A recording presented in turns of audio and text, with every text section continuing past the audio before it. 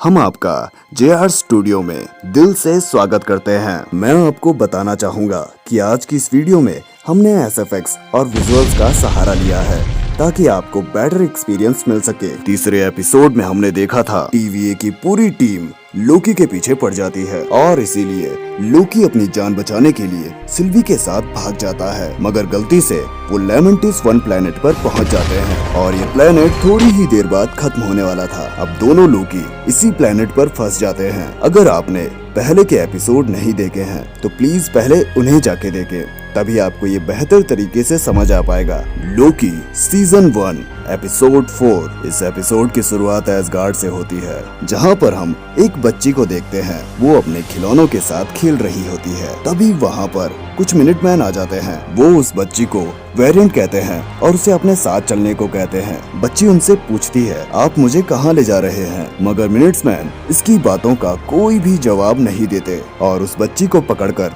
TVA के headquarter में ले जाते हैं। और तभी हम देखते हैं इन मिनट्समैन की जो लीडर होती है वो और कोई नहीं बल्कि जज रवोना होती है। आपको याद होगा, इसी जज यानी रवोना ने लोकी को सजा दी थी और ये छोटी बच्ची और कोई नहीं बल्कि सिल्वी होती है, जिसे हम फीमेल लोकी के नाम से भी जानते हैं। जिन कायदे और नियमों के साथ लोकी को यहाँ पर लाया गया था, उन्हीं नियमों के साथ यहाँ पर सिल्वी को भी लाया जाता है। छोटी बच्ची सिल्वी से भी यहाँ पर सारे पेपर्स साइन कराए जाते हैं और उसे भी जज के सामने पेश होना पड़ता है। मगर यहाँ पर सिल्वी बड़ी चालाक होती है। वो रवोना के हाथ पर काटती है और उसका टेम्पलेट लेकर किसी और जगह पर टेलीपोर्ट हो जाती है। अब कहानी प्रेजेंट टाइम में आ जाती है, जहाँ पर हम देखते हैं कि रवोना समय रक्षकों के पास जाती है, जहाँ पर वो कहती है हम जल्द ही उन दोनों वेरिएंट्स को पकड़ लेंगे। और उसके बाद हम देखते हैं कि जज रवोना और मूबीज के बीच बातचीत हो रही होती है। जज रवोना कहती है, मुझे तुम पर विश्वास करना ही नहीं चाहिए था। अगर हम तुम्हारी बात नहीं मानते और उसी वक्त लोकी को मिटा देते तो आज ये नौबत नहीं आती। अब इसके बाद सीन शिफ्ट होता है और हमें दिखाया जाता है लेमेंटिस 1 नाम का ये ग्रह अब से थोड़ी ही देर बाद नष्ट होने वाला है, क्योंकि इसका चांद इस पर गिरने वाला है। जैसे कि ये दोनों जानते हैं कि थोड़ी ही देर बाद ये प्लेनेट खत्म होने वाला है और साथ में ये भी खत्म हो जाएंगे, इसीलिए ये दोनों एक दूसरे को अपनी पर्सनल बातें बताते हैं। मैं उस समय बहुत छोटी थी जिस समय वो मुझे यहाँ पकड़ कर लाए थे। मैं रवोना का टेम्पलेट चुराकर वहाँ से भाग गई थी और उसके बाद मैंने अपना पूरा जीवन परलयों से बचते हुए काटा है। मैंने अपनी पूरी जिंदगी में बहुत सारी परलें देखी हैं और आज मेरा अंत भी परले के कारण हो रहा है। और इसके बाद सीन चेंज हो जाता है, जहाँ पर हम देखते हैं कि TVA में मोबियस अपनी नजरें समय रेखा पर गड़ाए हुए है, क्योंकि वो पता लगाना चाहता है कि ये दोनों वेरिएंट आखिर किस टाइमलाइन में किस जगह पर छुपे हुए हैं, क्योंकि अगर इन दोनों वेरिएंट्स को नहीं बचाया गया तो इनके फ्यूचर प्लान खराब हो सकते हैं। और उसके बाद हम देखते हैं कि विनाश की घड़ी अब सामने आ चुकी है। इस ग्रह का चांद इस पर गिरने वाला है। हजारों मीटियोर एक साथ उस प्लेनेट पर गिरते हैं और चारों तरफ बस धमाकों की आवाज आ रही होती है और तभी इनके सामने एक विशाल चांद का टुकड़ा आकर गिरता है। ये दोनों एक दूसरे का हाथ पकड़ लेते हैं और अपनी मौत को स्वीकार कर लेते हैं। मगर तभी मोबियस जिस कंप्यूटर पर समय रेखा को देख रहा होता है, वहाँ पर एक लाल रेखा निकलती है और मोबियस समझ जाता है कि परलय कहाँ आने वाली है। वो अपने मिनट्समैन के साथ वहाँ जाता है और उन दोनों वेरिएंट्स को पकड़ लेता है और इसके बाद वो उन दोनों को TVA के हेडक्वार्टर में लाता है। लोकी और सिल्वी को एक दूसरे से अलग कर दिया जाता है और इनसे अलग अलग पूछताछ की जाती है। जहां लोकी के पास मोबीज आता है, वहीं दूसरी ओर सिल्वी के पास रवोना आती है। मोबीज लोकी से कहता है, तुमने ऐसा क्यों किया? हमने तो तुम्हारी मदद की थी और तुमने हमारी ही पीठ पर छुरा घोंप दिया। लोकी मोबियस को कुछ भी नहीं बताता। इसी वजह से मोबियस को गुस्सा आ जाता है और इसके बाद मिनट्समैन लोकी को एक टाइम लूप में धक्का दे देते हैं। टाइम लूप उसे कहा जाता है जहां पर समय रुका हुआ होता है, यानी कि जो घटना पहले हो चुकी है उसी घटना को बार बार दोहराया जाता है। यहाँ पर लोकी अपनी पुरानी दोस्त सिफ को देखता है, मगर सिफ उसे कहती है, तुमने मेरे बाल क्यों काटे? और उसके पास आकर उसे एक जोरदार तमाचा मारती है। लोकी इस तमाचे के सदमे से बाहर आ पाता, तब तक के लिए फिर से सिफ आ जाती है और उसे कहती है, तुमने मेरे बाल क्यों काटे? और फिर से उसे एक तमाचा मार देती है। लोकी वहाँ पर बहुत सारे चांटे खाता है। अब चांटों से बचने के लिए लोकी मान जाता है और कहता है, सिर्फ मैं जानता हूँ कि मैंने तुम्हारे साथ बहुत बुरा किया, मुझे ऐसा नहीं करना चाहिए था। मगर उसकी दोस्त सिर्फ कहती है, तुम्हारा कुछ भी नहीं हो सकता, तुम कल भी अकेले थे और हमेशा अकेले ही रहोगे। और ये कहने के बाद वो उसे एक चांटा मारती है और फिर वहाँ से चली जाती है। इसके बाद सीन शिफ्ट हो जाता है और हम देखते हैं कि मोबीज और रवोना आपस में बात कर रहे होते हैं। मोबीज कहता है, आखिरकार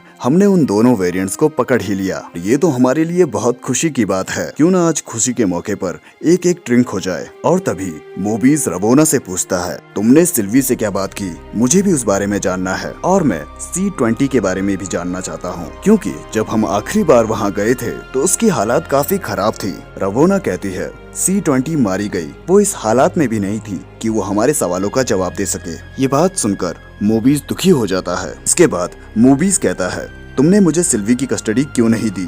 मुझे भी उससे बात करनी थी। ये दोनों लोकी कुछ बड़ा प्लान कर रहे हैं। इन दोनों लोकी के दिमाग में कुछ और ही चल रहा है, और वो क्या है ये मुझे जानना जरूरी है। रवोना कहती है, मैंने तुम्हें ये नहीं बताया क्योंकि मुझे तुम्हारी जान की फिक्र थी। यहाँ पर रवोना मोबियस से झूठ बोल रही होती है।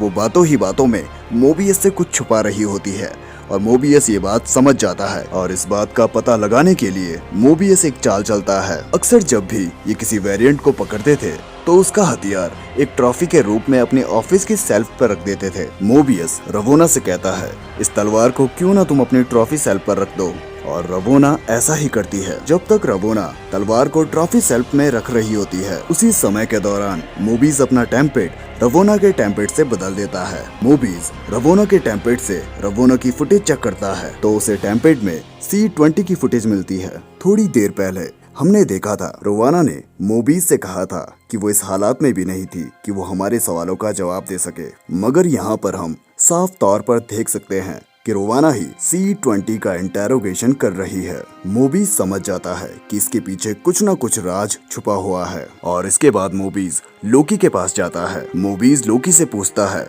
तुमने सिल्वी के साथ वहाँ क्या देखा? लोकी उसे समझाने की कोशिश करता है कि सारी फसाद की जड़ ये TVA ही है। लोकी आगे कहता है, तुम सभी लोग ये सोचते हो कि तुम्हें समय रक्षकों ने बनाया है, मगर ऐसा नहीं है। किसी समय पर तुम भी इंसान थे और तुम भी अपनी जिंदगी जिया करते थे। ये बात सुनकर मोबीज भी लोकी का साथ देने के लिए तैयार हो जाता है और वो आगे की तैयारी के लिए यहाँ से निकल जाते हैं। और दूसरी तरफ हम देखते हैं कि सिल्वी से मिलने के लिए B15 यहाँ आती है, क्योंकि सिल्वी ने उसे कहा था कि तुम्हारी ये जिंदगी झूठ की जिंदगी है और तुम एक धोखे में जी रही हो। B15 वहाँ अंदर पहुँच जाती है और B15 उसे एक टाइम लूप में ले जाती है। ये जगह होती है रॉक्सकार्ड मॉल और समय होता है 2077। ये वही जगह होती है जहाँ पहली बार लोकी B15 से मिली थी और वहाँ पर B15 लोकी से कहती है, मतलब सिल्वी से, तुम किस सच की बात कर रही थी? मुझे सब कुछ जानना है, मुझे सब कुछ बताओ। और इसके बाद सिल्वी उसका हाथ पकड़ती है। B15 अपनी यादों की दुनिया में खो जाती है। उसे सब कुछ याद आने लगता है। उसे अपना परिवार याद आता है, अपने दोस्त याद आते हैं और वो जगह याद आती है जहाँ वो रहा करती थी।